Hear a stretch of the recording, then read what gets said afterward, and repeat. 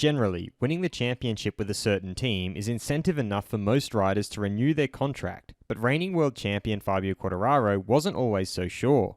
He had his doubts, and in a conversation with Speedweek, he explained his state of mind prior to renewing his contract with Yamaha. I'm your host, Dillon Shelley, and first up on Moto World, Fabio Quartararo was ready to leave Yamaha.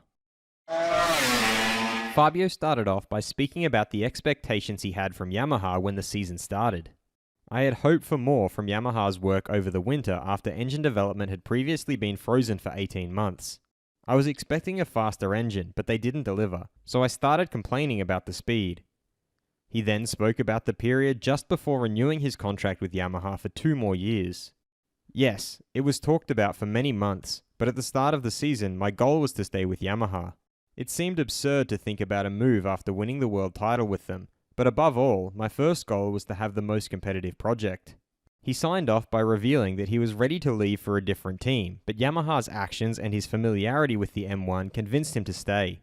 By Jerez, I was ready to leave Yamaha, but they put a project on the table that I liked. They signed engineers who were working very hard on the engine for the coming year, and I'm very comfortable with the M1. That's why we're doing 2 more years together. Fast feed. Ducati's Pecco Bagnaia confirmed that he was in a minor car accident in Ibiza, and the alcohol test carried out by the police found that the blood alcohol level was higher than what was allowed by Spanish law.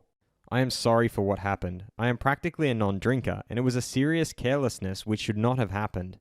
I apologize to everyone, and I can assure you that I have learnt my lesson. Never get behind the wheel after drinking alcohol. Gresini's Fabio Di Gianantonio explained that this is a very strong bike, the Desmo Sedici GP21. With this competitive package, we can win races, as Anea showed this year. I think I have the right bike. In the initial phase of the season, when we have to make the bike our own with our settings, then maybe the bike is not the easiest compared to the other smoother bikes. RNF Yamaha team principal Razlan Rosali confirmed that so far the dialogue with Massimo Rivola, Aprilia CEO, has been fantastic. For us, it is important to start well. We want to try minimize difficulties as much as possible. For Aprilia, it will be the first time with a satellite team, and everything is working perfectly. Dorna CEO Carmelo Espeleta pointed out that production bikes now also have wings. Why should we ban them on our competition machines? There are manufacturers who will be against the wings.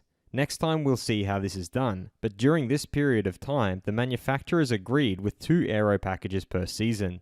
As for the future, what we want is a safer and more economically viable sport. That is our course.